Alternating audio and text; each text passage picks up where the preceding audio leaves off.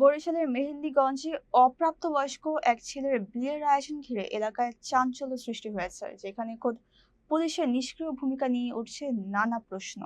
উপজেলার দড়িচর খাজুরিয়া ইউনিয়নের মাঝের চর গ্রামে ফয়সাল নামের এক কিশোরের সঙ্গে ময়মনসিংহের বাসিন্দা শুকতারা পারভিন সীমার বিয়ের আয়োজন করা হয়। স্থানীয়দের দাবি, ছেলেটির জাতীয় পরিচয়পত্র বা বয়স প্রমাণের কোনো বৈধ কাগজপত্র নেই এবং সে এখনো প্রাপ্তবয়স্ক হয়নি। এমনকি কনের মায়েরও এই বিয়েতে কোনো সম্মতি নেই বলে জানা গেছে। অভিযোগ রয়েছে, শুক্রবার রাতে এই বিয়ের আয়োজন করা হলে স্থানীয় গণমাধ্যম কর্মী আবুল হাশেম বিষয়টি মেহেন্দিগঞ্জ থানার ভারপ্রাপ্ত কর্মকর্তাকে ফোনে জানান, কিন্তু অফিসার ইনচার্জ এই বিষয়ে কোনো আইনি ব্যবস্থা নিতে অস্বীকৃতি জানান এবং বলেন এই বিষয়ে তার কিছুই করার নেই।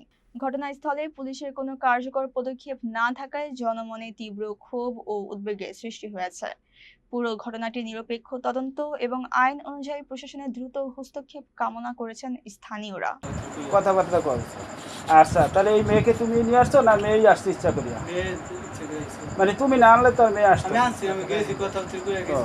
যে বিয়ে করবা এই কথা বলে আনছো, তাই তোমার তো কাগজপত্র নেই, তুমি কিভাবে বিয়ে করবা? কইলে কাগজপত্র বাইর করে দেবেন, ওর বয়স হয়ে নাই তো। কয় ভাই কয় বোন? দুই ভাই 6 বোন। 2 ভাই 6 বোন। তোমার বাবা আছে? মা আছে?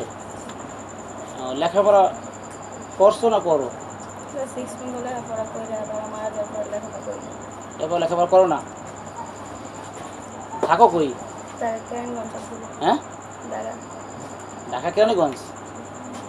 এখানে আসছো কার সাথে?